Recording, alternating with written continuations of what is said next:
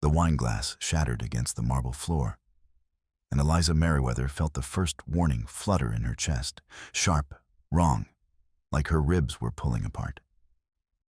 She pressed her palm to the doorframe of the ballroom, steadying herself as the crowd of lords and ladies blurred at the edges. And then she caught his eyes across the room, dark, fixed, predatory. The Duke of Greyhaven stood near the orchestra dais, surrounded by men in evening dress. But he wasn't listening to any of them. He was watching her. Eliza pulled back into the servants' corridor, her breath coming too fast. The flutter in her chest spread lower, hotter, and she recognized it with cold dread. The suppressant tea she'd been drinking for years had finally, catastrophically, failed. "Eliza!" Ivy's whisper cut through the panic.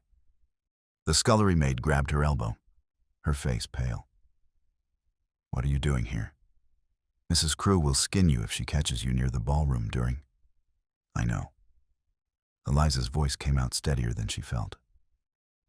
"Lady Ashford sent me to fetch her shawl from the blue drawing room. I was just cutting through." It was a lie. She'd been watching the Marquis Vale, who'd spent the last hour circling the younger maids like a wolf selecting prey. But now her hands were shaking, and the air felt too thick and— "You're bleeding."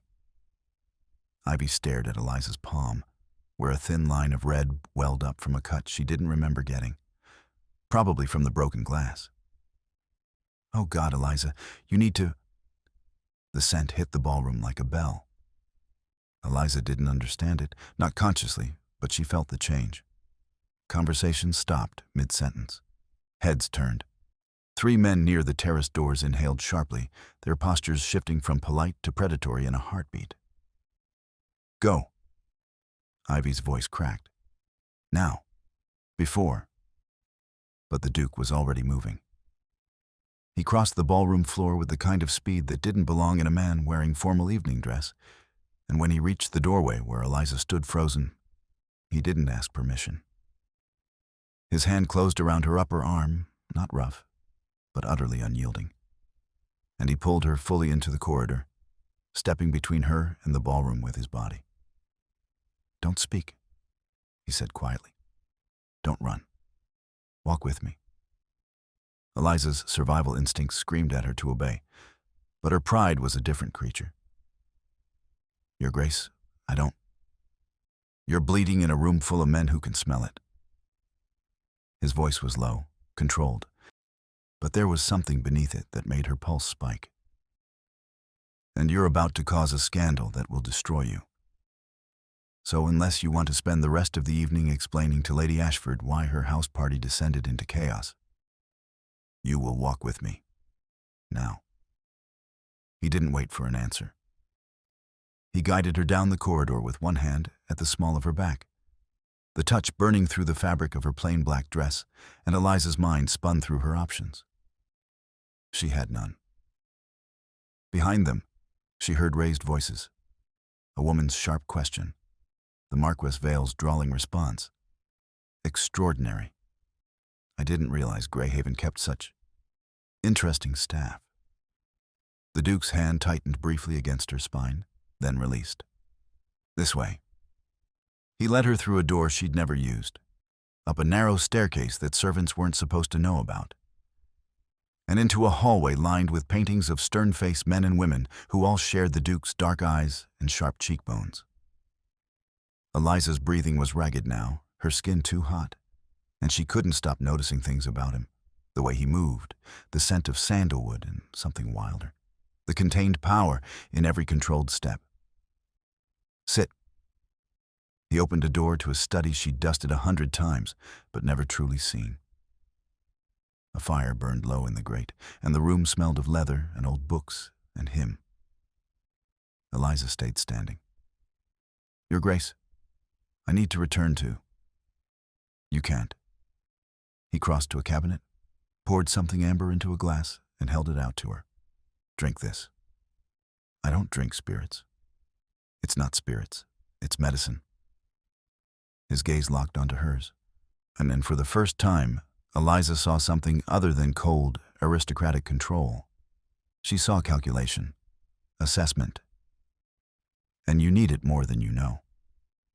She took the glass because refusing seemed more dangerous than compliance. The liquid was bitter, herbal, nothing like wine or brandy. She swallowed it in 2 gulps and set the glass down on his desk with a sharp click. What was that? A temporary suppressant. He leaned against the desk, arms crossed, and studied her with the kind of attention that made her feel stripped bare. How long have you been using the tea? Eliza's throat closed. I don't know what you... Don't lie to me. His voice didn't rise, but the command in it was absolute. You're an Omega, unclaimed. And you've been hiding it badly enough that half the alphas downstairs just caught your scent when you bled. So I'll ask you again. How long have you been suppressing? The word Omega hung between them like a blade. Eliza had heard it before, whispered in the servants' quarters, used to explain why certain girls disappeared from households without warning. She'd never applied it to herself. She was just careful, invisible, safe. 3 years, she heard herself say, since I came to Greyhaven. And before that, I didn't know. It was the truth. I thought I was just different, anxious. My guardian said I had a nervous constitution. The Duke's expression didn't change, but something flickered in his eyes. Not sympathy exactly. Recognition. Your guardian is dead. Yes. And you have family? A brother. The words came automatically, defensively. He's 12. I'm working to keep him out of the workhouse. Where is he now? Saint. Clement's charity school. I pay his fees. Eliza lifted her chin. If you're going to dismiss me, Your Grace, I would appreciate knowing tonight so I can make arrangements. For the first time, something that might have been amusement touched the corner of his mouth. Dismiss you? I've caused a disturbance, drawn attention. Mrs. Crewe has dismissed girls for less. Mrs. Crewe doesn't rule this house. He straightened, and the amusement, if that's what it had been, vanished. I do, and you won't be dismissed. You'll be moved. Moved?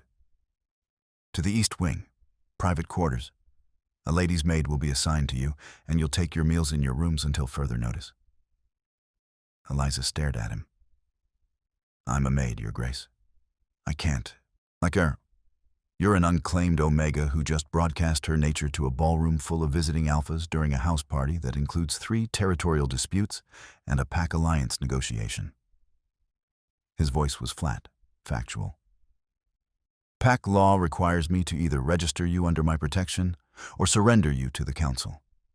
I'm choosing protection. That means you stay close, you stay contained, and you follow every instruction I give you. Do you understand? She understood that her life had just been rearranged by a man she'd never spoken to before tonight. She understood that the word pack meant things she'd only half believed were real. She understood that she had no choice. What if I refuse? Then you'll be taken into Council custody within 24 hours, assessed, and placed with an alpha who can properly manage you. His gaze didn't waver. I've seen what that looks like. You don't want it. Eliza's hands curled into fists at her sides. And if I accept your protection, then you belong to this house, to my territory, and to me. He said it like he was stating a property boundary, not a life sentence. But you'll be safe, fed. Your brother's fees will be paid through his majority. And when this house party ends and the visiting alphas leave, we'll discuss longer-term arrangements. Longer term. You're an Omega, Miss Merriweather. That's not something you can suppress forever, and it's not something you can hide in a household like this one. He moved closer, and Eliza forced herself not to step back. But you're also observant, discreet, and calm under pressure. Those are valuable traits. And so I'm offering you a choice. Accept my protection and prove your value to this house, or take your chances with the Council. It wasn't a choice. It was a trap dressed in reasonable words. But Eliza had been surviving traps her entire life. "I accept," she said quietly. "On one condition." His eyebrows rose fractionally. "You're negotiating?" "You said I had value. I'm setting a term." She met his gaze and didn't look away. "I want a written contract guaranteeing my brother's school fees for 5 years, regardless of my status. If I'm going to be bound to this house, I want assurance that he won't suffer if something happens to me."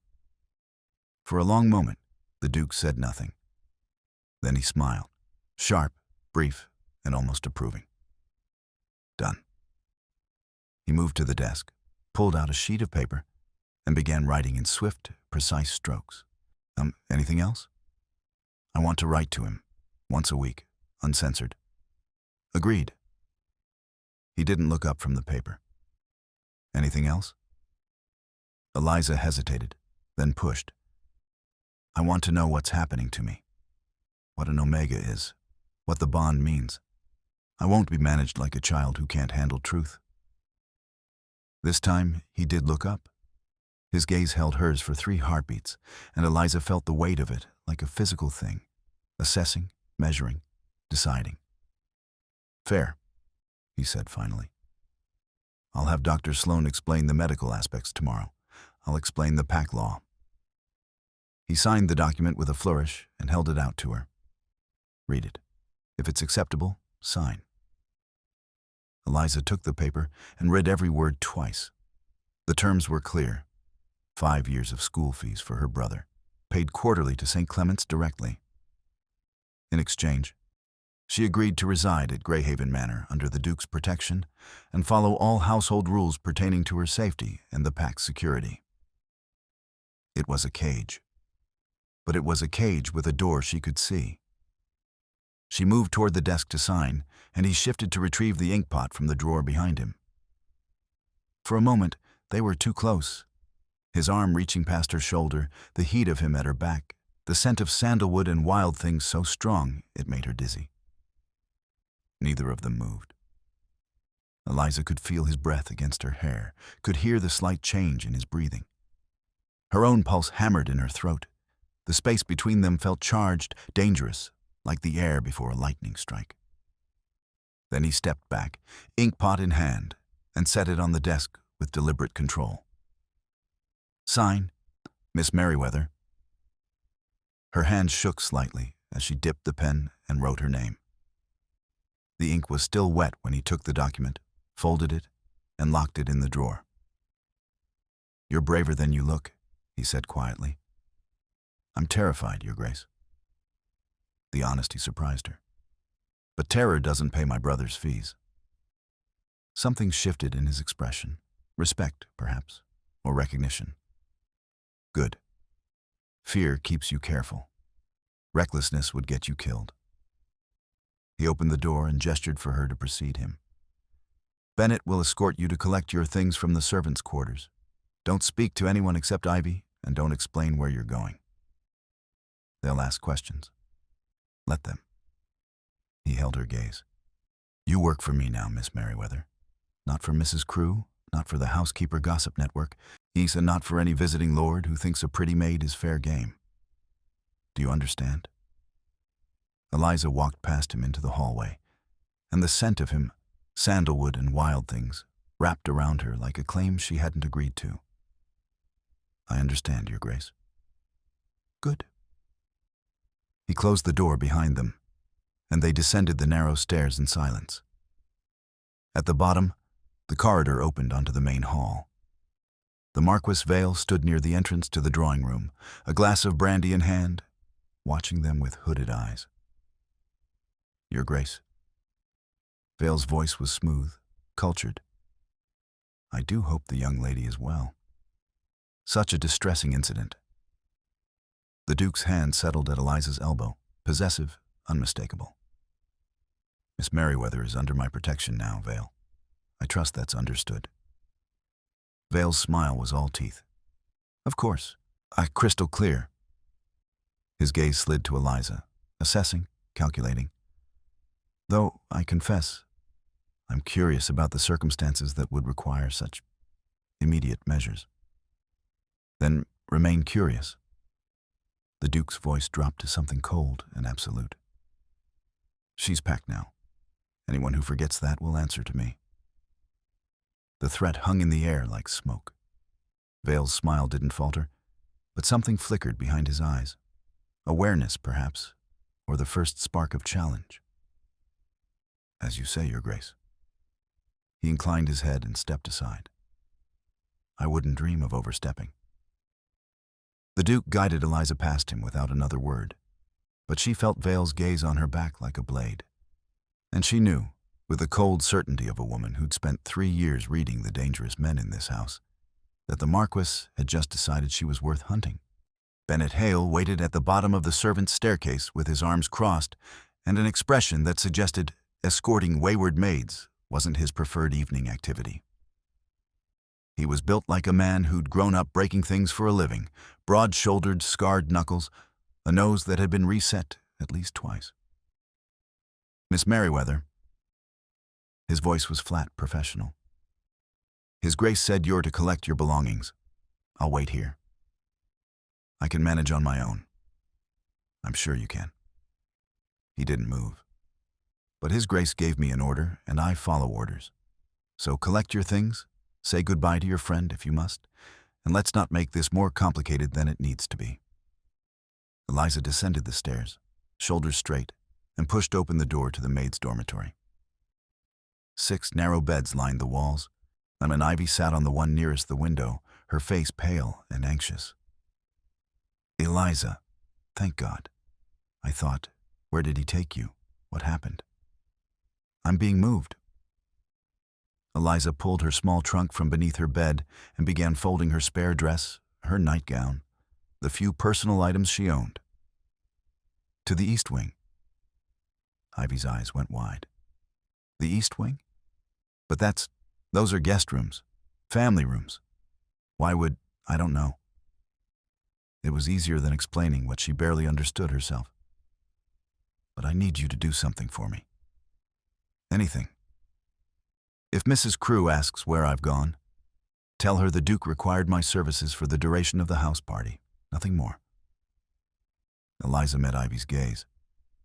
And if anyone else asks, anyone, you don't know anything. Eliza, you're scaring me. I'm scared too. Eliza closed the trunk and buckled the straps. But I need you to trust me. Can you do that? Ivy nodded slowly, then reached out and squeezed Eliza's hand. Be careful. Whatever this is, be careful. I will. Bennet carried her trunk up 3 flights of stairs without apparent effort, and led her down a corridor she'd only cleaned twice under Mrs. Crewe's supervision. The East Wing was reserved for family and honored guests, thick carpets, oil paintings, doors that closed with expensive silence. He stopped in front of a door near the end of the hall and knocked twice. Come in, a woman's voice called. The room beyond was nothing like the servants' dormitory. A 4-poster bed dominated one wall, draped in deep blue silk. A writing desk sat near the window, and a connecting door stood half open to reveal a private dressing room. Eliza's entire world for 3 years could have fit in this space twice over. A woman in her 40s stood near the wardrobe, her graying hair pinned severely, her expression neutral. Miss Merriweather, I'm Mrs. Havering. I'll be attending you during your stay in the East Wing. I don't need. His Grace has made his requirements clear. Mrs. Havering's tone was brisk, but not unkind. You'll take your meals here. You'll not leave this wing without an escort, and you'll ring for me if you require anything. She glanced at Bennet. Will that be all, Mr. Hale? For now. Bennet set down Eliza's trunk and looked at her with something that might have been sympathy. The rules aren't meant to punish you, Miss Merriweather. They're meant to keep you alive. Remember that. He left, closing the door with a soft click. Mrs. Havering moved to the trunk and began unpacking Eliza's meager belongings with the kind of efficiency that suggested she'd been a lady's maid long before becoming whatever this was. There's a nightgown in the dressing room and a robe, His Grace said you're to rest tonight. Dr. Sloan will call on you in the morning. I don't need a doctor. That's not your decision. Mrs. Havering hung Eliza's spare dress in the wardrobe, where it looked absurdly plain next to the fine fabrics already stored there. I'll bring a tray shortly. The bath is through that door if you wish to wash. Mrs. Havering. Eliza's voice came out sharper than intended. What am I doing here? The older woman paused, then turned to face her fully. You're being protected, Miss Merriweather. Whether you understand that yet or not. Protected from what? From men who would use you. Mrs. Havering's expression softened fractionally. And from yourself, if necessary. Now I'll fetch your tray. There's a lock on the door, but I wouldn't recommend using it. His Grace checks the East Wing personally at night, and locked doors make him concerned. She left before Eliza could ask what concerned meant in the vocabulary of a man who'd claimed her like property within an hour of meeting her. Eliza stood alone in a room that belonged to a different world than hers, wearing a maid's dress that smelled of kitchen soap and fear, and tried to understand how her life had unraveled so completely in the span of 2 hours. She crossed to the window and tested the latch, locked from the outside.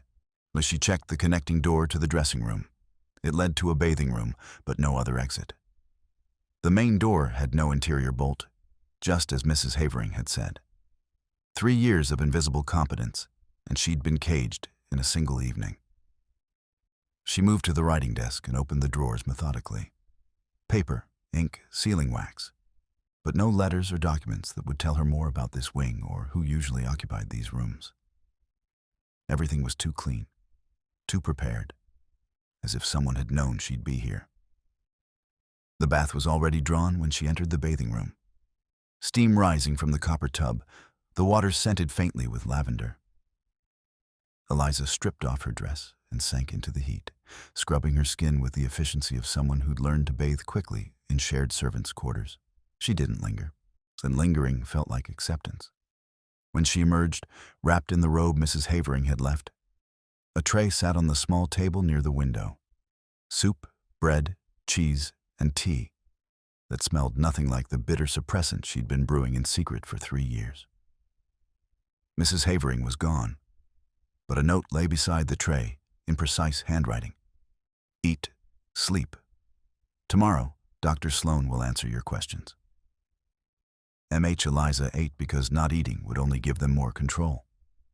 The soup was rich, the bread fresh, and the tea tasted of chamomile and honey and something else. Something that made her body relax despite her mind's resistance. She climbed into the too large bed and pulled the covers up to her chin. The sheets smelled of lavender and something underneath it. Faint, masculine, familiar. Him. These were his rooms, or had been, or still were. The thought should have terrified her. Instead, it settled over her like inevitability, heavy and inescapable. She wasn't safe. She'd never been safe. But at least now, she knew exactly which predator held her leash. And perhaps, if she was clever, if she was careful, she could learn to hold his in return. The knock came at dawn. Eliza jerked awake in the unfamiliar bed, her heart hammering before her mind caught up. The room was still dark, the fire burned down to embers, and for a disorienting moment, she didn't know where she was. Then she remembered. Miss Merriweather. Mrs. Havering's voice came through the door, brisk and unsympathetic. Dr. Sloan is here. Eliza pushed herself upright, fumbling for the robe. Now, it's barely light. The doctor keeps early hours. You have 5 minutes. She dressed quickly in her spare maid's dress, the only clothing she owned that wasn't currently being laundered, and opened the door to find Mrs. Havering waiting with a tall, thin man who carried a leather medical bag and wore spectacles that magnified his pale eyes to an unsettling degree. Miss Merriweather. He didn't offer his hand. I'm Dr. Percival Sloan. His Grace has asked me to examine you and explain certain biological realities. I don't need an examination. That's not your decision. He moved past her into the room without invitation, set his bag on the writing desk, and pulled out a notebook. Sit, please. This won't take long if you cooperate. Eliza remained standing. His Grace said I would get truth, not orders. Dr. Sloan looked up from his notebook, and for the first time, something like approval crossed his face. Fair enough. Then let me be clear. You experienced a scent break last night, a catastrophic failure of whatever suppressant routine you've been using. That break was triggered by stress, injury, and proximity to multiple alphas. If I don't assess your current state, you could experience another break within days, and the next one will be worse. Worse how? Fever? Disorientation? Pain severe enough to incapacitate you? He gestured to the chair. And every alpha within a quarter mile will know exactly where you are and exactly what you are. So sit down, Miss Merriweather, and let me do my job so you don't become a liability to yourself and everyone in this house. Eliza sat. The examination was clinical, impersonal, pulse, temperature, pupil response, and a series of questions about her symptoms over the past 3 years. Dr. Sloan wrote everything down in cramped, precise handwriting, occasionally murmuring to himself in Latin. You're lucky, he said finally, snapping the notebook closed. The suppressant tea you were using is relatively harmless. Golden seal, black cohosh, shepherd's purse. Ineffective long-term, but not poisonous. Some omegas try henbane or white bryony and destroy their livers. Your ignorance may have saved your life. I didn't know what I was, Eliza said quietly. I was just trying to quiet things. And you succeeded, for a time. The tea kept your scent muted enough that casual contact with alphas didn't trigger recognition. But suppression isn't sustainability. Your body will reassert itself, especially under stress. The scent break last night was your biology rejecting 3 years of denial. So what happens now? Now, you learn to manage what you are instead of hiding from it. He removed his spectacles and cleaned them with a handkerchief. You're an omega, Miss Merriweather. That's not a disease or a curse, though I imagine it feels like both right now. It's a designation, a biological role within pack hierarchy. And what does that role require? Submission to the alpha who claims you. Dr. Sloan said it matter-of-factly, like he was describing the weather. Protection in exchange for loyalty. Obedience in exchange for security. It's an old system, and it works because both parties have something the other needs. Eliza's hands curled into fists in her lap. And if I don't want to submit? Then you'll be miserable, and so will he. Doctor, Sloan packed his instruments back into his bag. The bond between alpha and omega isn't optional, Miss Merriweather.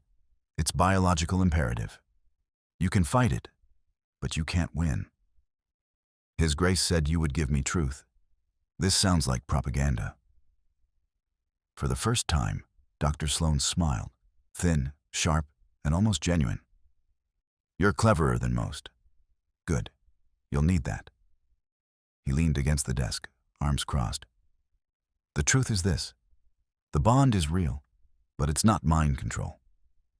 You'll feel pulled toward him, physically, emotionally. His presence will calm you. His absence will agitate you. His scent will become significant. But your mind remains your own. Your choices remain your own. The bond makes you compatible, not compliant.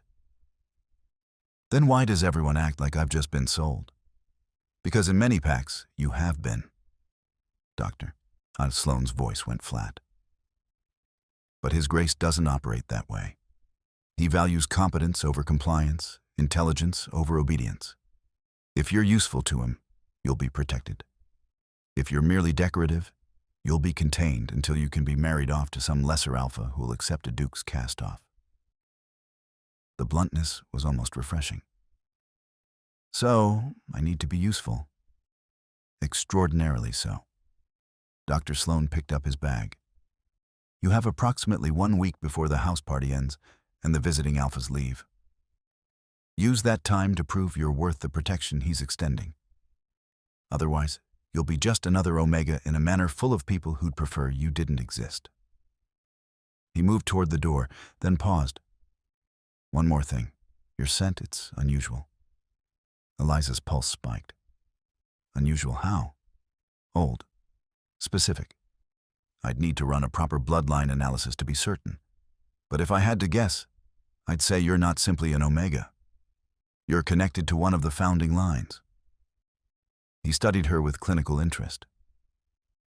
Has anyone ever told you that you look like the portraits in the East Gallery? I've never been to the East Gallery. You should visit. 3rd floor, north wing. Might be enlightening.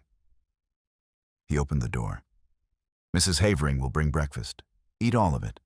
You're too thin, and malnutrition makes Bond symptoms worse. He left, and Eliza sat alone in the too bright morning light, turning his words over in her mind. Founding lines. Portraits. Connected. She'd spent 3 years being invisible. Now, apparently, she was impossible to ignore. Mrs. Havering brought breakfast, eggs, toast, bacon, and tea, and stood watch while Eliza ate every bite. Then she laid out a dress on the bed, simple but well made, dove gray with black trim. His Grace sent this. You'll wear it from now on. Eliza stared at the dress. I'm not. You're under his protection. That means you represent his house. Mrs. Havering's tone left no room for argument. You'll dress appropriately, speak appropriately, and conduct yourself appropriately. The servants already know you've been moved. They'll be watching for weakness. Let them watch. They'll also be listening. Mrs. Havering moved to the door. His Grace requires your presence in his study in 1 hour. Don't be late. The dress fit perfectly, which meant someone had taken her measurements at some point without her knowledge. The fabric was softer than anything she'd worn in years, or when she looked at herself in the mirror, she barely recognized the woman staring back. Not a maid, not a lady. Something in between, undefined and dangerous.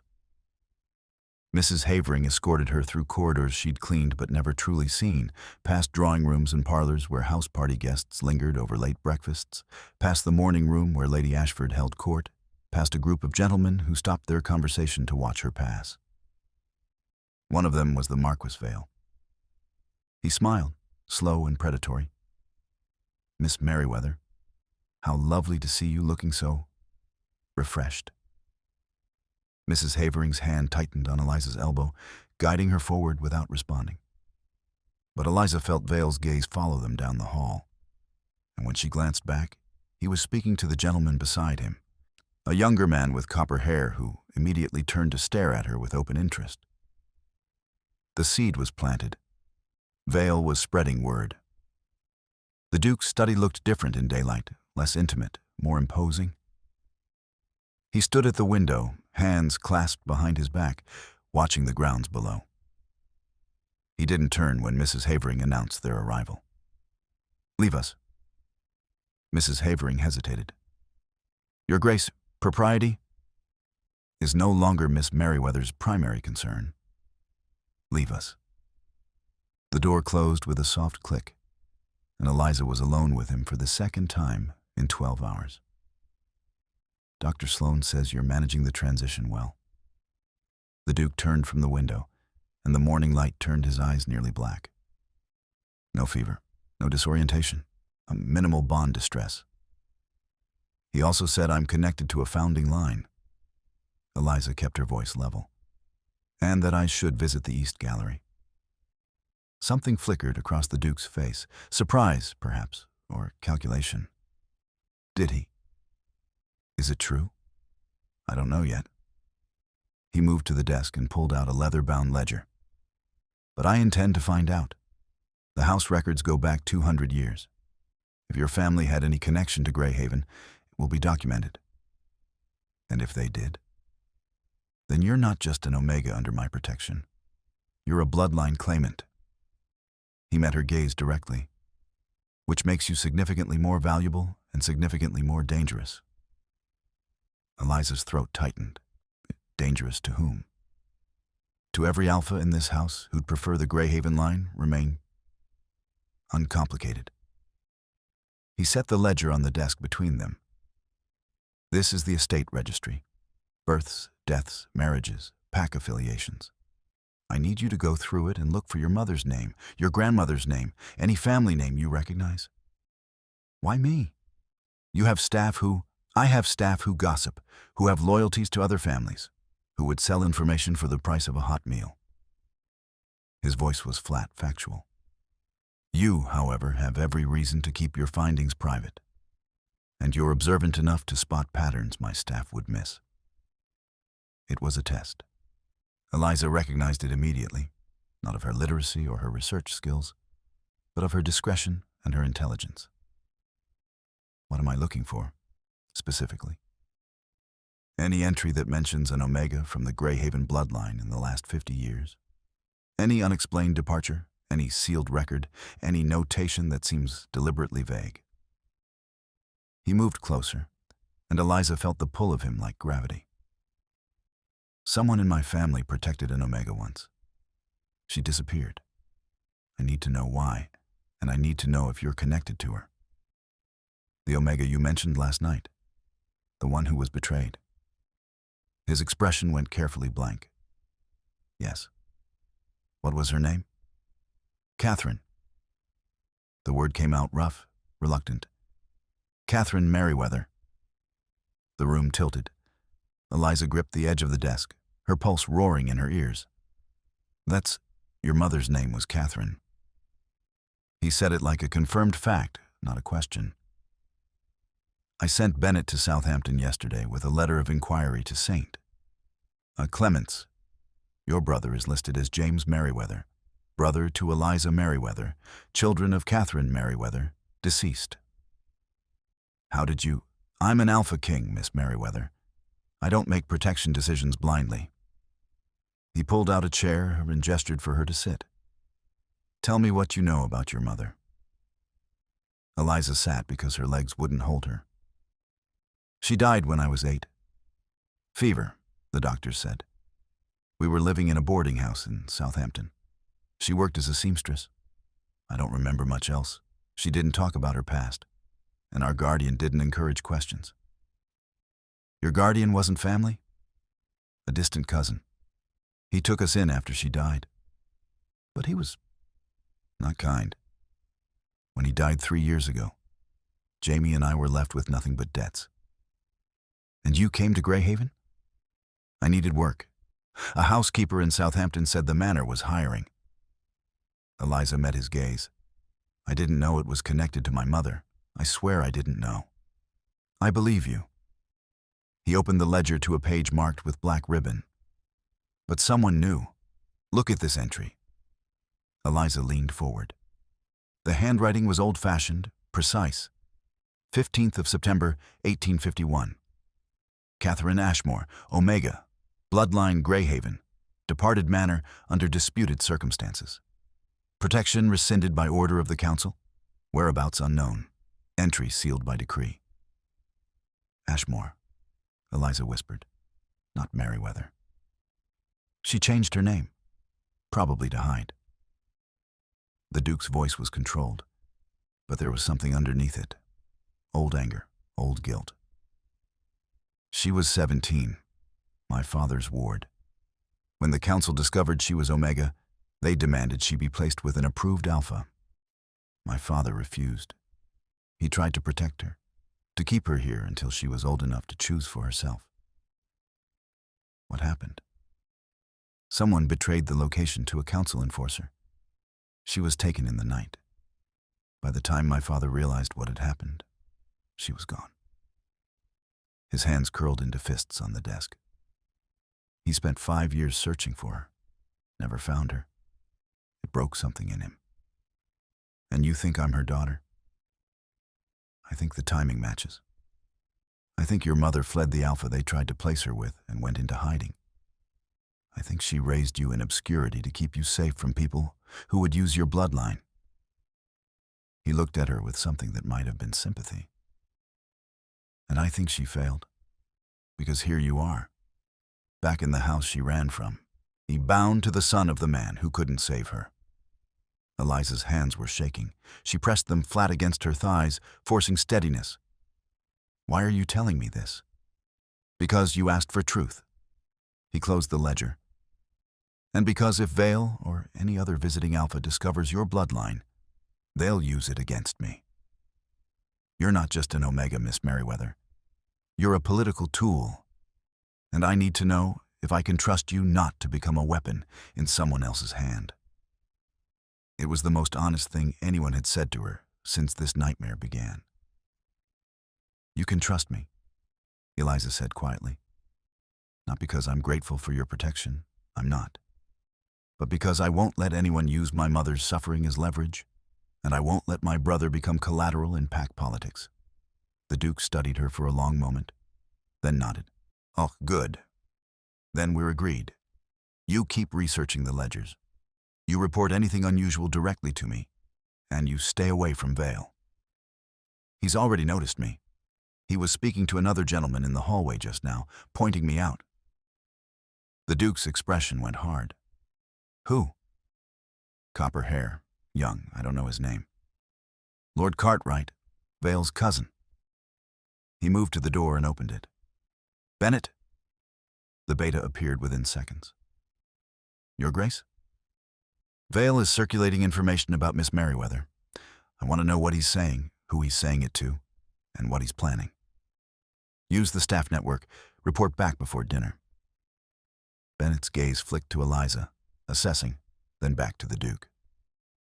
Understood. He left, and the Duke closed the door again. When he turned back to Eliza, his expression was calculating. If Vale is moving this quickly, he already knows something, or suspects something. He crossed to the window, then back to the desk, restless energy contained in controlled movement. You'll stay in the East Wing for the rest of the day.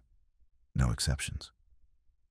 I can help, I can listen, you can become a target. His voice was sharp. And I will not have another Catherine on my conscience. The words hung between them, raw and unguarded.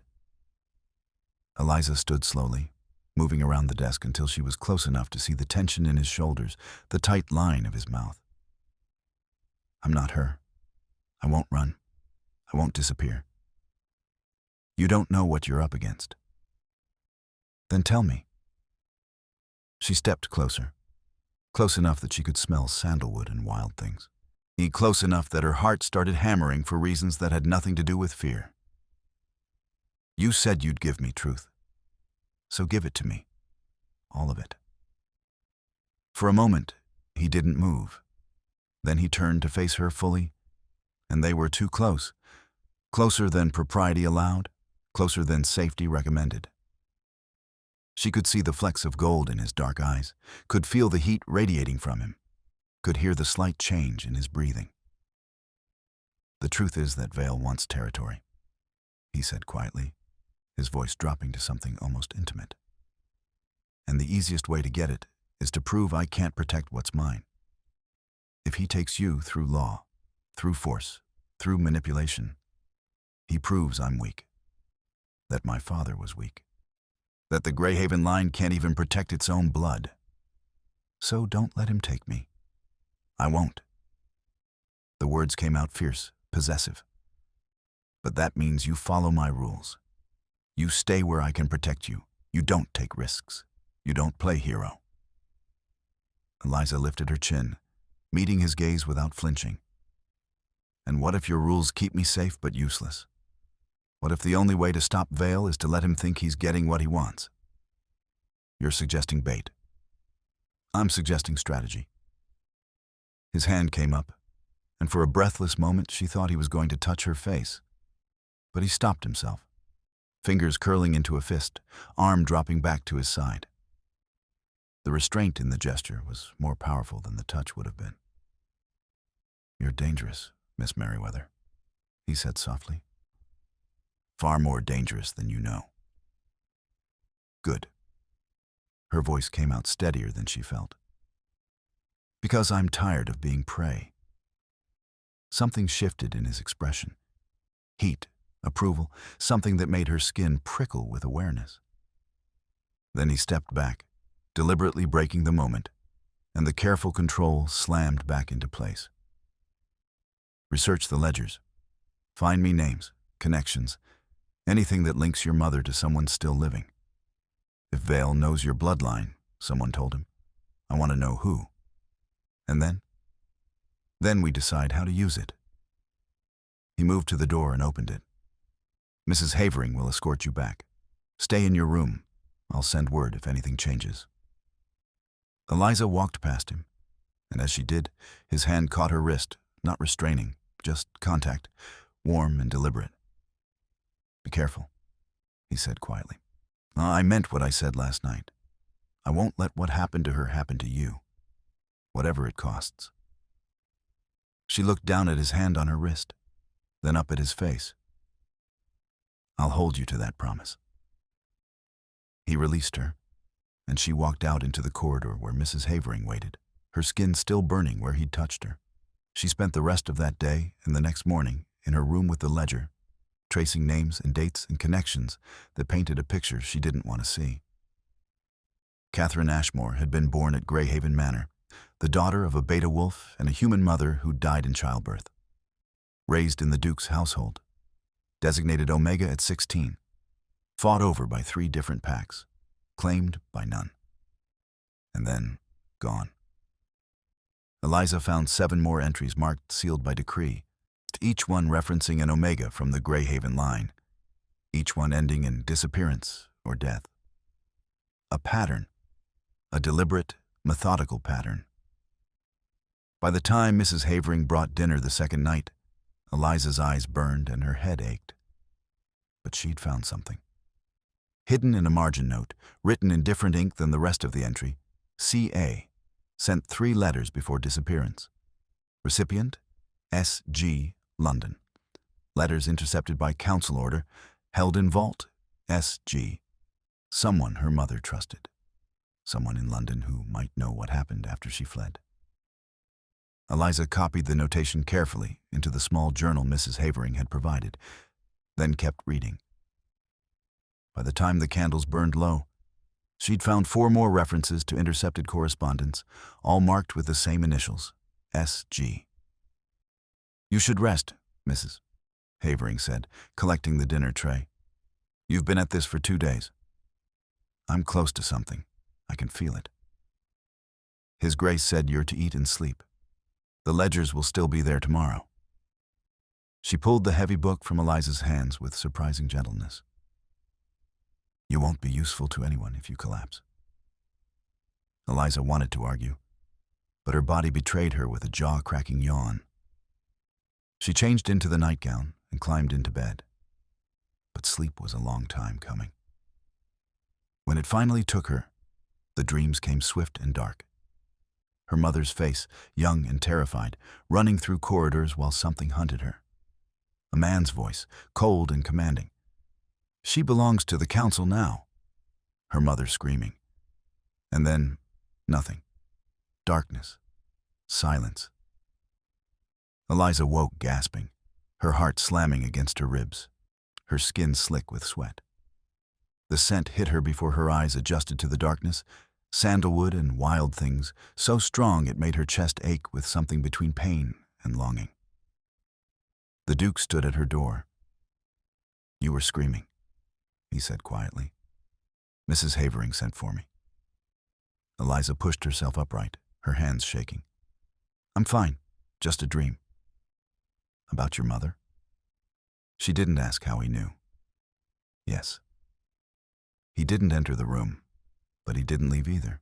He stood in the doorway, backlit by the hall lamps, and for the first time since she'd met him, he looked almost human, tired, worried, uncertain. She was kind, he said finally. Catherine, I was 10 when she left. She used to bring me books from the library, ones my tutors said were too advanced. She never talked down to me.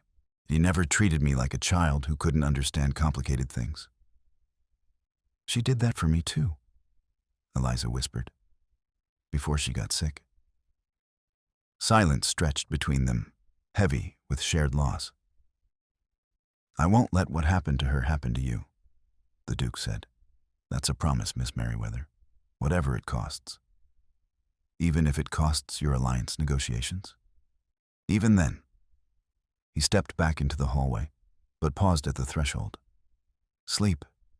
Bennett is outside your door. You're safe tonight. Your Grace, wait." He turned back. Eliza pulled the covers around herself and met his gaze across the darkened room. "I found something in the ledgers. Letters. My mother sent letters to someone with the initials SG in London before she disappeared. The council intercepted them, but they might still exist." His posture changed. He no longer tired, but alert, focused. "Where are they held?" "A vault. Council property. I'd need authorization to access it. And authorization means explaining why I want to see 20-year-old correspondence about a dead Omega." He was silent for a moment. "But there might be another way. The council archives aren't the only records in London." "What do you mean?" "If your mother was corresponding with someone, that someone might have kept copies, or records of their own." He moved back into the room, just a few steps, and his presence filled the space between them. SG could be a solicitor, a banker, a physician, someone who keeps professional records that wouldn't be subject to council seizure. How would we find out? We? His eyebrow rose. "You said I could be useful." Eliza kept her voice steady despite the way her pulse was racing. "I can research, I can organize information, I can find patterns in records. But I can't do any of it locked in this room. Miss Merriweather, there's a house party full of visiting alphas downstairs. You need someone who can move through the manor without drawing attention, someone who can listen to conversations and remember details, someone who knows how servants' corridors work and where people hide things." She leaned forward. "You need someone who's been invisible for 3 years and knows exactly how to become invisible again." The Duke was silent for a long moment, and the lamplight from the hallway cast shadows across his face, making him look younger, more uncertain. Then he smiled, sharp, dangerous, and genuinely impressed. "Unless you want to spy for me." "I want to find out what happened to my mother," Eliza corrected. "And if that helps you navigate your pack politics, then we both benefit. It's dangerous. If Vale or anyone else catches you, then I'm no worse off than I am now." She held his gaze. "You said I needed to prove my value. Let me prove it." He moved closer to the bed, and the air between them went tight and charged. 1 week. You have until the house party ends. You'll report everything you hear directly to me, and you'll follow Bennett's security protocols without question. If I say you're confined, you're confined. If I say you retreat, you retreat. Understood?" "Understood. And Miss Merriweather?" His voice dropped to something low and absolute. "If you betray me, protection or no protection, bloodline or no bloodline, I will make sure you regret it. Are we clear?" Eliza pushed back the covers and stood, the nightgown and robe suddenly feeling like inadequate armor. She crossed to where he stood and looked up at him, close enough that she had to tilt her head back, close enough that the heat of him made her skin prickle. "Crystal clear, Your Grace." She held out her hand. "Do we have an alliance?" He looked at her outstretched hand, then at her face, and something shifted in his expression. Surprise, respect, and something darker that made her breath catch. He took her hand. His grip was warm, firm, and sent electricity racing up her arm. His thumb brushed across her knuckles once, twice, deliberate and claiming, and she felt the touch all the way to her bones. "We have an alliance, Miss Merriweather."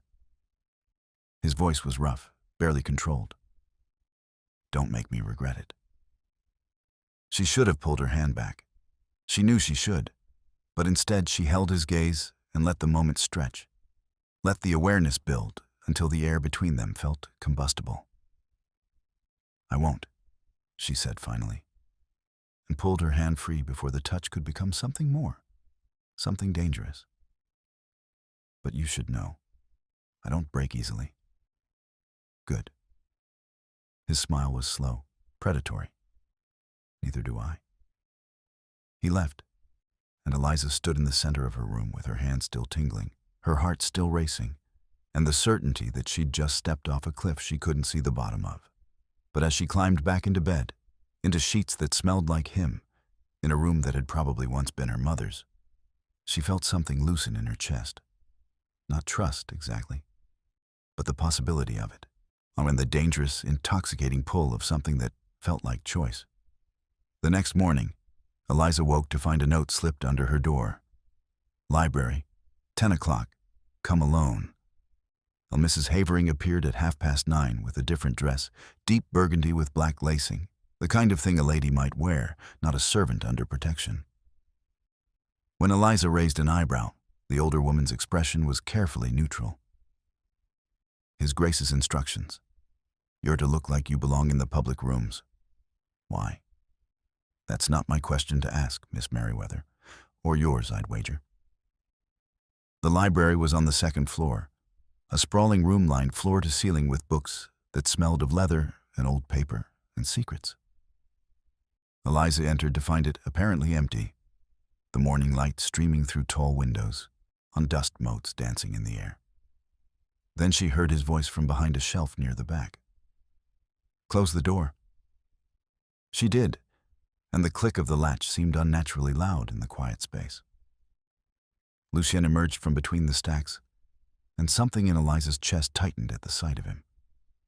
He discarded his jacket, his shirt sleeves rolled to his elbows, his collar loosened. It was the most informal she'd ever seen him, and it made him look younger, more human, more dangerous. Bennett reported back last night, he said without preamble. Vale is telling people you're Greyhaven blood. He doesn't know about Catherine yet. He's guessing based on Dr. Sloane's examination and the fact that I moved you to the East Wing. But he's asking questions. How long before he finds proof? That depends on how careless people are with their answers. Lucien moved to the large reading table in the center of the room and spread out several documents. These are the only existing records that mention Catherine by name. I had them pulled from the estate office this morning. If Vale gets access to these, he'll have everything he needs. Eliza joined him at the table, studying the papers. Birth records, household ledgers, a single letter in faded ink addressed to Catherine Ashmore from someone named Sarah Gray. S.G., Eliza breathed. Sarah Gray. My father's sister. She moved to London after she married, died about 10 years ago. Lucien picked up the letter carefully. But her husband might still be alive. And if Catherine wrote to her, Sarah might have kept the letters. Can you write to him? Ask if I already did.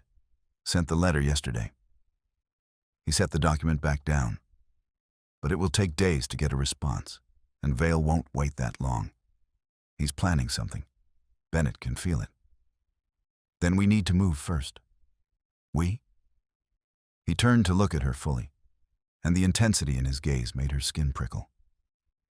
I thought I told you to stay in the East Wing. You also made me your ally, which means I'm not sitting in a locked room while Vale maneuvers.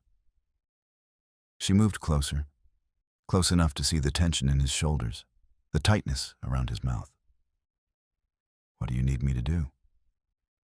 For a moment he just looked at her, something unreadable flickering in his dark eyes. Then he reached out and caught her hand, you pulling her around the table until she was standing directly in front of him, close enough that she could feel the heat radiating off him. I need you to be careful, he said quietly, his thumb tracing circles on the inside of her wrist. I need you to not take risks that will get you hurt. Her pulse jumped under his touch, and she knew he could feel it. That's not a strategy. No, it's a request. His other hand came up to cup her face, and Eliza's breath caught. His palm was warm against her cheek, his fingers threading into her hair at the base of her skull. and the tenderness of the gesture was somehow more devastating than any amount of dominance would have been. "Please, Eliza." The use of her first name sent a shiver down her spine. "Let me protect you. Just this once." She should step back. She should maintain distance. But instead she leaned into his touch, her own hand coming up to rest against his chest, feeling his heart hammering beneath her palm. "I don't need protection," she whispered. "I need partnership." "You have it." His voice was rough. "You've had it since you negotiated that contract. Since you looked me in the eye and demanded truth. Since you stood in your nightgown and proposed an alliance like you were a queen negotiating with an equal. Then treat me like one." She looked up at him, and the space between them felt electric, dangerous. "Tell me the plan. All of it." His jaw tightened, and for a moment she thought he would refuse. Then he released her and stepped back, running a hand through his hair in a gesture of frustrated surrender. "Vale is hosting a dinner tonight. Small gathering, just the inner circle of the house party. He's asked me to attend and to bring you." Eliza's stomach dropped. "Why would he?" "Because he wants to see how I react when he pressures you publicly. He wants to test whether I'll defend you or throw you to the wolves to preserve political advantage." Lucian's voice was cold, controlled. "It's a trap. But if I refuse to bring you, I look weak. If I bring you and fail to protect you adequately, I look weak. Either way, he wins. Unless we turn it back on him." "How?" Eliza's mind raced through possibilities, through 3 years of watching powerful men maneuver and scheme in this house. "He's asking questions about my bloodline, which means he doesn't have proof yet. He's fishing. If we give him partial truth, control the narrative, we can make him overplay his hand." "Partial truth? I'm Catherine's daughter. That's not deniable. The resemblance is too strong, and if he's seen the portraits in the East Gallery, he already suspects." She moved to the window, thinking it through. "But we don't confirm the Omega bloodline. We say my mother was household staff who left under ordinary circumstances. Nothing sealed, nothing mysterious. Just a woman who moved on." He won't believe it. He doesn't have to believe it. He just has to be unable to prove otherwise. She turned back to face him. "And while he's focused on trying to catch us in a lie, Bennett can search his rooms for whatever evidence he's already gathered." Lucian stared at her for a long moment, then started to laugh, low and genuinely pleased. "You really are dangerous. Is that a compliment?" "It's a warning." He crossed to her in 3 strides, and suddenly she was backed against the window, the glass cold against her spine, his hands braced on either side of her head. "If this goes wrong, if he corners you, if he touches you, I can handle Vale." "That's not the point." His face was inches from hers now, his breath warm against her lips. "The point is that I'm not sure I can handle watching him try. The point is that every instinct I have is screaming at me to lock you in that room and deal with this myself. The point is that you smell like moonlight and something I can't name, and it's taking everything I have not to." He stopped himself, jaw clenching, and Eliza felt the restraint in every line of his body like a physical thing. "Not to what?" Her voice came out barely a whisper. His eyes dropped to her mouth. "Not to forget every rule I've set for myself about not claiming what I don't have the right to claim." The air between them went taut as a bowstring. Eliza knew she should move, should duck under his arm and put distance between them. But instead she lifted her hand and pressed it to his chest, feeling the wild hammering of his heart. "What if I told you the bond isn't one-sided?" The words came out before she could stop them. "What if I told you that I wake up reaching for a scent that shouldn't comfort me? That I feel calmer when you're near and restless when you're not? That sometimes I think the cage you've put me in is the only place I want to be?" His control shattered. He kissed her. Not gently, not tentatively, but with the kind of fierce hunger that came from weeks of restraint finally breaking. His mouth claimed hers like he was drowning, and she was air, one hand fisting in her hair, the other gripping her waist and pulling her flush against him. Eliza gasped against his mouth, and he took advantage, deepening the kiss until she couldn't think, couldn't breathe, could only feel. The heat of him, the strength of him, the way he kissed her, like she was something precious and dangerous all at once. Her hands found his shoulders, his neck, threading into his hair and pulling him closer, even though there was no space left between them. He made a low sound in his chest, half growl, half groan, and she felt it vibrate through her entire body. When he finally pulled back, they were both breathing hard and his forehead rested against hers. "That," he said roughly, "was a terrible idea." "Probably." Her lips felt swollen, sensitized. Are you going to apologize?" "No." His hand tightened in her hair. "But I should." "Don't." She pulled back enough to meet his eyes. "Don't apologize for something we both wanted. Eliza, we have a dinner to prepare for." She ducked under his arm, putting physical distance between them before she lost all sense of self-preservation. "And you need to brief Bennett on the search plan." He caught her wrist as she moved past, pulling her back around to face him. "This doesn't change the plan. You stay close to me at the dinner. You don't engage with Vale alone. You don't take unnecessary risks. Understood?" "Understood." She looked down at his hand on her wrist, then back up at his face. "But Lucian, next time you want to kiss me, you don't have to wait for an argument first." She left him standing in the library, and then she felt his gaze on her back all the way to the door. The dinner was held in Vale's rooms, a clear power play, hosting on Greyhaven territory but in a space the Duke didn't control. Eliza entered on Lucian's arm, wearing another dress that had appeared in her room that afternoon, this one midnight blue with silver embroidery that caught the candlelight. Vale's smile was all teeth when he greeted them. "Your Grace? And Miss Merryweather, how delightful that you could join us." "Lord Vale." Lucian's voice was perfectly polite, perfectly cold. "Thank you for the invitation." The room held perhaps 15 people, the inner circle of the house party, the men who held real power in their various territories. Eliza recognized Lord Cartwright from the hallway, and several others she'd seen in passing, and they all turned to stare when she entered. "I don't believe Miss Merryweather has been formally introduced," Vale said smoothly. "Such an interesting addition to your household, Greyhaven.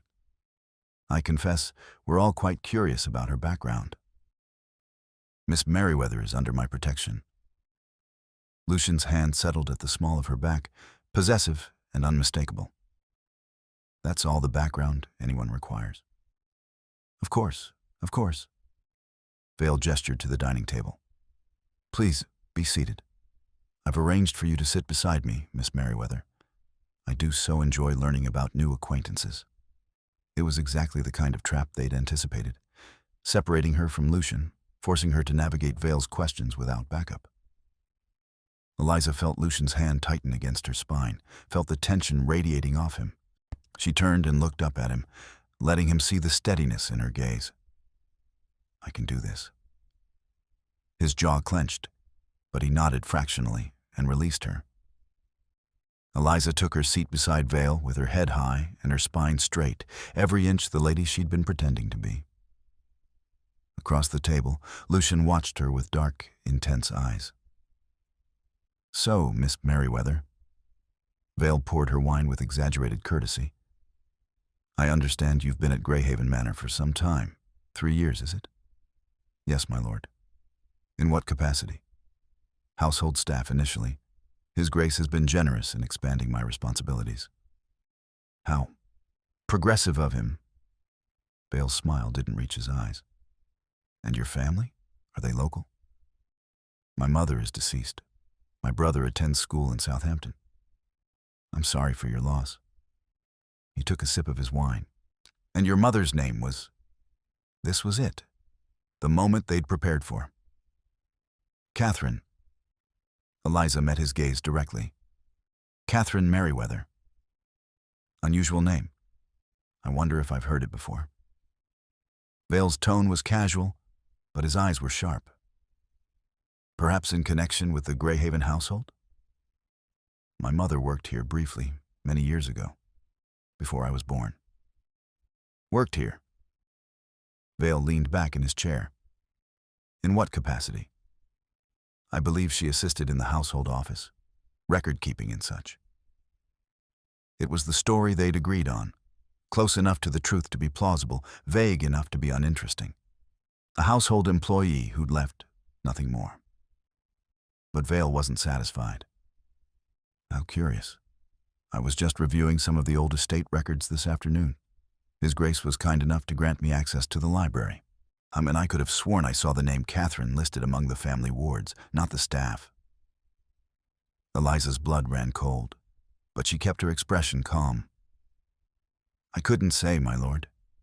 I never knew my mother's full history. She didn't speak of her time here. No? Vale's smile sharpened. How convenient. Across the table, Lucian's expression was thunderous. Vale, I didn't grant you access to the private family records. Didn't you? Perhaps I misunderstood which sections of the library were available to guests. Vale's tone was all false innocence. But surely you have nothing to hide, Greyhaven. If Miss Merryweather's mother was simply household staff, the records would reflect that. Unless, of course, there's more to the story than we've been told.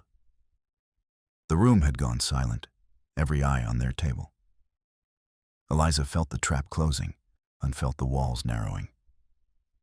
Vale had gotten into the records somehow, bribed a servant, perhaps, or picked a lock. And now he was forcing them to either confirm the lie or admit there was something worth hiding. She looked at Lucien and saw the same calculation in his eyes. Then she made a choice. You're right, Lord Vale. Her voice was clear, steady. There is more to the story. My mother was a ward of the Greyhaven family. She left when she was 17, under circumstances that were painful for everyone involved. I didn't mention it because it's not a history I'm proud of. An unwed mother raising 2 children in poverty because she had no other options.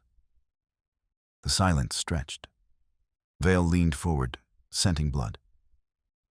And did she leave of her own accord? Or was she encouraged to go?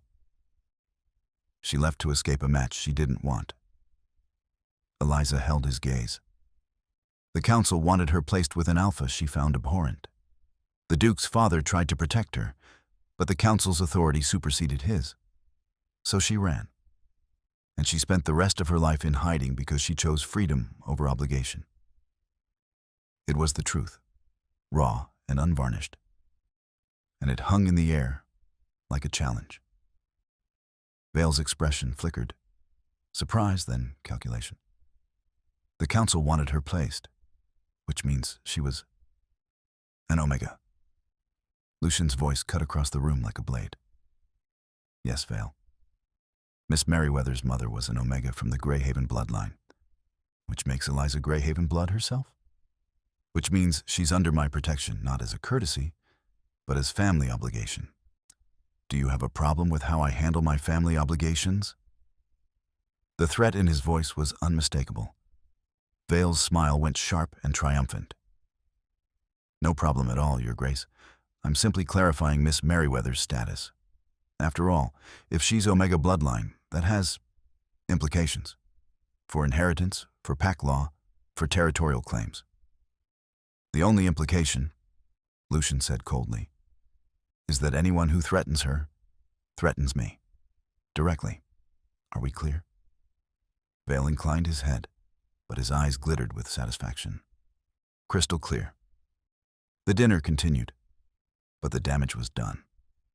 The truth was out, and every alpha in the room now knew exactly what Eliza was worth, and how to use her against Lucian.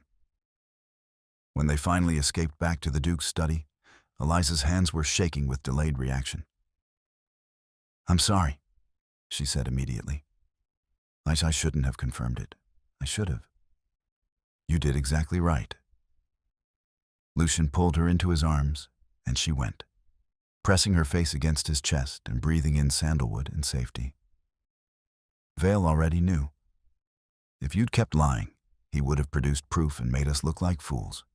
You controlled the narrative. You gave him truth, but on your terms. He won this round. No. Lucian's hand stroked down her spine, soothing.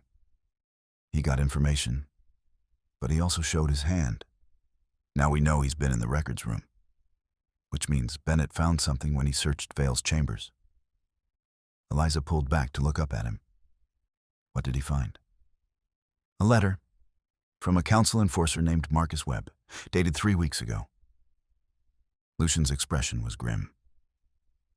Vale wrote to the council before this house party even began, asking about Omega bloodlines at Greyhaven. Someone on the council told him about Catherine. He's been planning this from the start. Then we need to move faster. We will. He cupped her face in both hands. But first, you need to understand what you've just done. You claimed Greyhaven blood publicly. That makes you a target for anyone who wants leverage against me.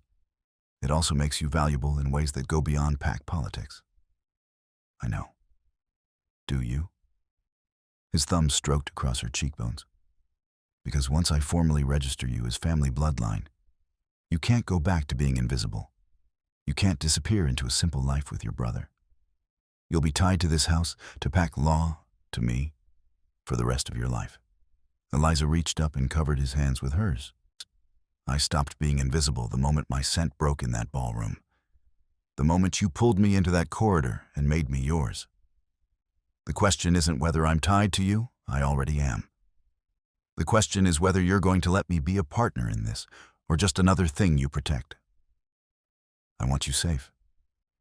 I want you to trust me.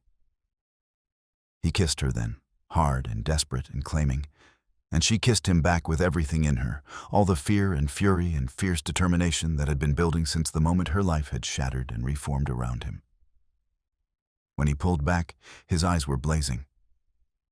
I do trust you. God help me, I do. And it terrifies me. Good. She smiled against his mouth. Fear keeps you careful. He laughed, low and rough, and kissed her again. And outside the door, Bennett stood guard, and the house party continued its civilized dance, and Vale sharpened his knives for the next round. But in that moment, wrapped in each other's arms, they were exactly where they needed to be. The morning after the dinner, Eliza woke wrapped in Lucian's scent and the certain knowledge that everything was about to come apart. She found him in his study before dawn, still wearing yesterday's clothes, documents spread across every surface. He looked up when she entered, and the exhaustion in his eyes made her chest ache. You didn't sleep. Neither did you. He crossed to her in 3 strides and pulled her into his arms, his face buried in her hair. I can feel it. You're restless. She was. The bond had been pulling at her all night, a constant low-grade ache that whispered, danger, danger, something's wrong. Hump, Vale's going to move today, she said against his chest. He won't wait. I know. His arms tightened around her. Bennett's watching his rooms. Dr. Sloan is monitoring the house party guests. We're as prepared as we can be. That's not the same as safe. No. He pulled back to look at her, his hands framing her face. It's not. She saw the decision forming in his eyes before he spoke, and her stomach dropped. I'm sending you to London. No. Eliza, no. She stepped back out of his reach. We're partners. You don't get to lock me away the moment things get dangerous. This isn't about partnership. It's about keeping you alive. His voice was strained, desperate. If Vale moves against you today, and I can't stop him, if the council sends enforcers based on his information, then I fight. She moved back into his space, get close enough to feel his heat, to see the gold flecks in his dark eyes. I don't run. Not from him. Not from this. You're asking me to risk you. I'm asking you to trust me. She reached up and cupped his face, feeling the tension beneath her palms, the rapid pulse at his throat. And I'm telling you that if you put me on a train to London, I will never forgive you. He caught her wrists, holding her hands against his face. And if something happens to you, I will never forgive myself. Then don't let anything happen to me. She pulled one hand free and pressed it to his chest, over his racing heart. Stand with me, not in front of me, beside me. For a long moment he just stared at her, war playing out across his features. Then he kissed her, hard, possessive, claiming, and then she tasted desperation and surrender and something that felt terrifyingly close to love. When he pulled back, his eyes were blazing. Stay close to me today. Don't go anywhere alone. Don't trust anyone except Bennett and Mrs. Havering. I won't. And if Vale corners you, I'll scream loud enough to bring the whole house down. She smiled, fierce and certain. I'm not easy prey, Lucian. Not anymore. He kissed her again, softer this time, and she felt the promise in it. I believe you. I trust you. I'm terrified for you. I love you, he said against her mouth, the words rough and raw. I know I have no right to say it yet. I know it's too soon. But if something happens today, I need you to know. She kissed him quiet, pouring everything she felt into it. All the fear and fury and fierce, impossible hope. When she pulled back, her eyes were burning. I love you too, she whispered. And we're going to survive this. Both of us. Vale made his move at noon. Eliza was in the East Gallery, the one Dr. Sloane had suggested, the one lined with Greyhaven family portraits, when she heard footsteps behind her. Remarkable resemblance, isn't it? She turned to find Vale standing in the doorway, blocking her exit. Alone. Her pulse spiked, but she kept her voice steady. Lord Vale, I didn't hear you approach. That was rather the point. He moved into the gallery, his gaze sliding from her to the portrait she'd been studying, a young woman with dark hair and eyes that looked exactly like Eliza's. Catherine Ashmore, age 16, before everything went wrong. Your mother, Vale said, before she ran. Before she was forced to run, Eliza corrected. Semantics. He stopped a few feet away, too close for comfort, too far to be overtly threatening. The point is, she had value and she wasted it. Threw away protection, security, a future, all because she couldn't accept the reality of what she was. She accepted it just fine. She didn't accept being sold to the highest bidder. Vale's smile sharpened. And yet, here you are, in exactly the same position. I'm under Greyhaven protection. That's hardly, is it protection or possession? He circled her slowly, predatory. You wear his clothes, sleep in his rooms, carry his scent. You negotiate nothing, he dictates terms, and you accept them because the alternative is worse. How is that different from what your mother fled? Eliza's hands curled into fists. The difference is choice. I chose this. Did you? He stopped directly in front of her, close enough that she could smell expensive cologne and something underneath it that made her wolf, the part of her that had been waking since the scent break, recoil. Or did you simply choose the cage with the prettiest bars? Behind Vale, in the doorway, a shadow moved. Bennett. Eliza kept her eyes on Vale, kept her voice calm. What do you want, Lord Vale? I want you to understand your value. He reached out as if to touch her face, and Eliza stepped back sharply. Greyhaven blood? Omega designation? No formal protection claim on record yet? You're a political tool, Miss Merriweather, and tools belong to whoever's clever enough to claim them. I'm not a tool. No. His smile turned cruel. Then prove it. Walk out of this house. And take your brother and disappear like your mother did. Live free. I don't run from threats. Then you're a fool. He moved closer again, and this time Eliza held her ground. Because I sent a formal inquiry to the council yesterday, about unclaimed Omega bloodlines on Greyhaven territory. They'll send enforcers within the week, and when they do, Greyhaven will have to either register you formally, which requires pack assembly approval, witnesses, blood oaths, or surrender you to council custody. Eliza's blood ran cold. He'll register me. Will he? Vale's voice dropped to something intimate, conspiratorial. Can he? A bloodline registration requires majority pack vote. I control 6 votes from my alliance territories. Lord Cartwright controls 3. That's 9 votes against Greyhaven's 12. All we need is 4 of his wolves to abstain or oppose, and the registration fails. And I have 4 wolves in this house party who are very, very interested in seeing Greyhaven weakened. The trap was more sophisticated than she'd imagined. Vale hadn't just exposed her, he'd created a political scenario where Lucian couldn't protect her through traditional means. So, what's your offer? Eliza kept her voice level. Because you didn't corner me just to gloat. Vale's smile widened. Clever girl. My offer is simple. Reject Greyhaven's protection publicly. Accept mine instead. I'll register you under my house, marry you within the month, and your brother will want for nothing. And in exchange? In exchange, you give me what I want. Legitimate bloodline access to Greyhaven territory through marital alliance. Eventually, through children, a claim to the estate itself. Eliza stared at him, rage and disgust warring in her chest. You want to use me to steal his home. I want to claim what should have been mine generations ago. Vale's voice went hard. The Greyhaven line has held this territory for 200 years through nothing but luck and ruthlessness. Your bloodline claim, through your mother, is as valid as his.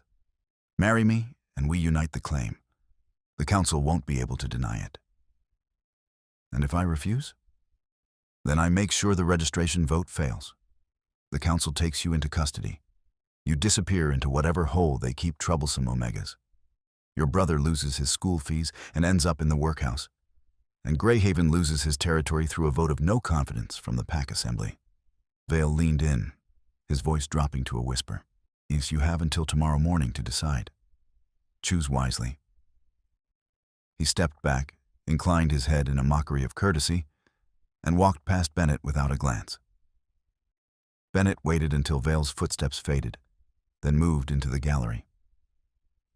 You all right? Eliza's hands were shaking. I need to see Lucian, now. She told him everything in his private chambers, the only room in the manor where she felt certain they wouldn't be overheard. Lucian listened in silence, his expression going darker with every word. When she finished, he stood abruptly and crossed to the window, his hands braced against the frame, his shoulders rigid with barely controlled fury. He's been planning this for months, he said finally. Maybe longer, yet every move calculated to back me into this exact corner. Can you win the vote? I don't know. He turned to face her. 12 votes are guaranteed mine. Vale has 9. That leaves 4 contested. I'd need all 4 to vote yes or abstain to guarantee the registration passes. And if it fails? Then I have to surrender you to council custody or risk being stripped of my territory for defying pack law. His voice was raw, which means Vale wins either way. Eliza crossed to him, took his hands in hers. Then we don't play his game. We change the rules. How? The vote happens at pack assembly. That means witnesses, formal procedures, records. Her mind was racing, putting together everything she'd learned from 3 years of watching powerful men maneuver. Vale is counting on secrecy, on his bribed votes staying hidden, some on his wolves voting against you without anyone knowing why. But what if we made it public? What if we forced every vote to be explained and justified on the record? Lucian's eyes sharpened. Pack law requires public votes for bloodline registrations, but explanations are optional. Only if no one challenges them. Eliza squeezed his hands. I'm Greyhaven blood. That gives me standing to challenge any vote cast against my registration. Vale's wolves would have to publicly justify why they're denying protection to a Greyhaven bloodline Omega in front of the entire assembly. They could lie. Say you're not fit, not loyal, not... They could try. She smiled, sharp and fierce. But I have 3 years of impeccable household service. I have your testimony. I have Bennett's testimony. I have Dr. Sloane's medical records. Most importantly, I have the ledgers proving that 7 other Greyhaven Omegas disappeared under suspicious circumstances, all during periods when Vale's family held council influence. Lucien stared at her. You want to turn the registration hearing into a trial. Put Vale on the defensive instead of me. I want to make him regret underestimating me.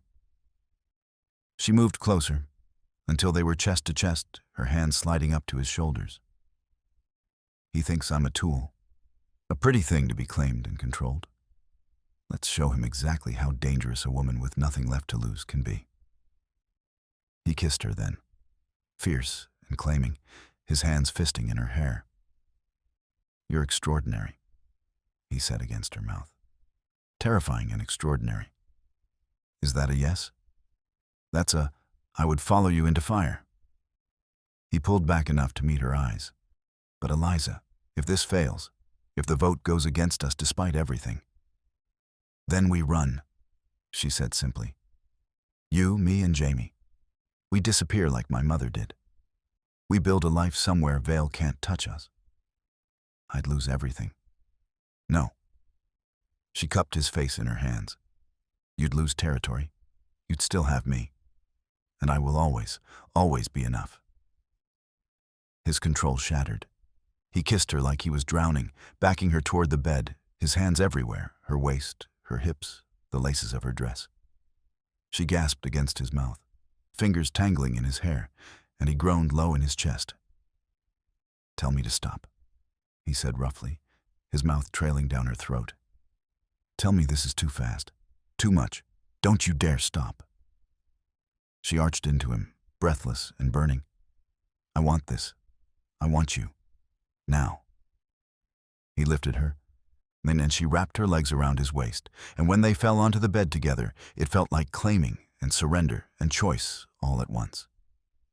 His hands traced her curves through layers of fabric, found the pins in her hair and released them, buried his face in the curve of her neck and breathed her in like air. I love you, he whispered against her skin. I love you. I love you.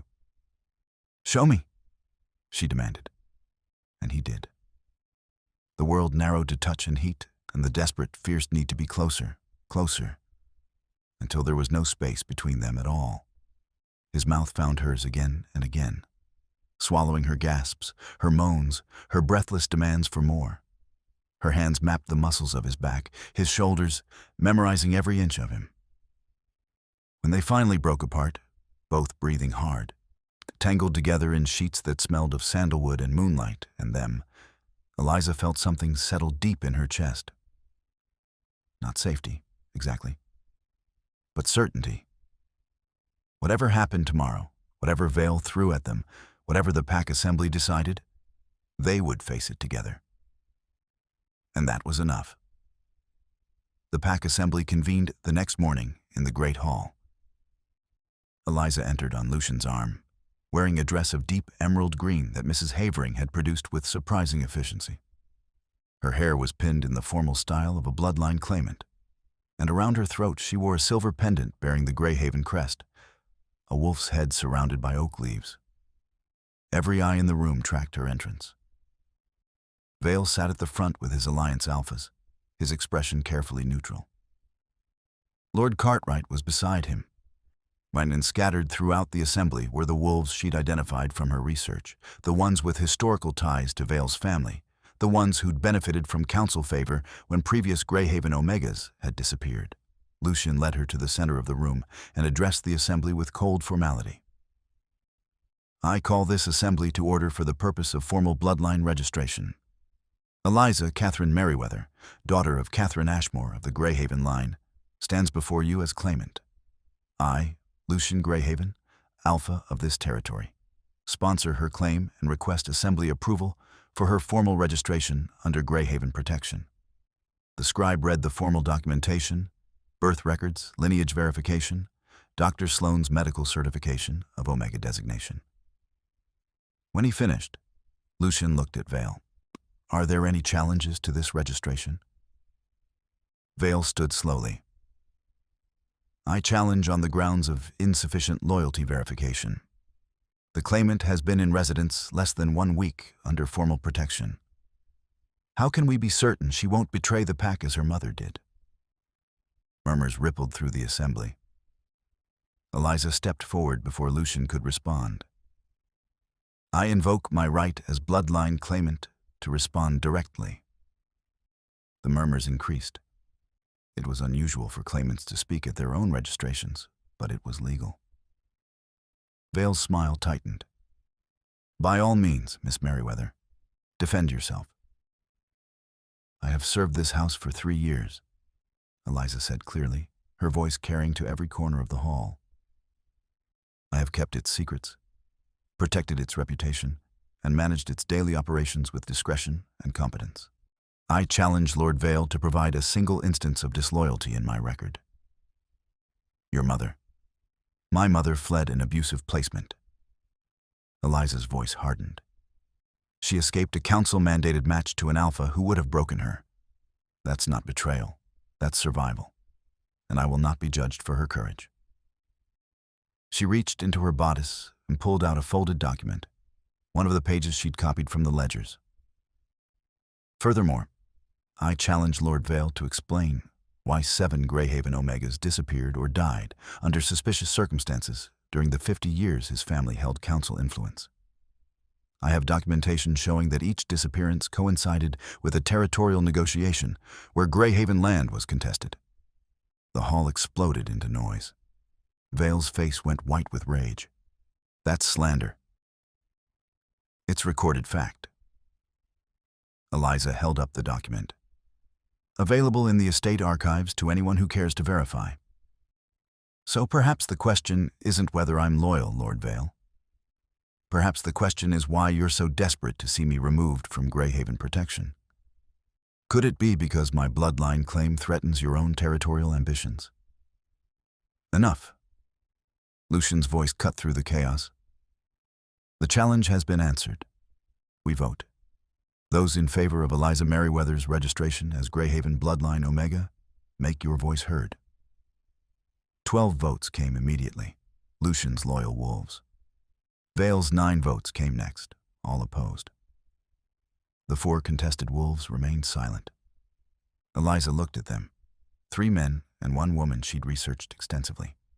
The woman, Lady Ashford, had lost her daughter to a forced council placement 15 years ago.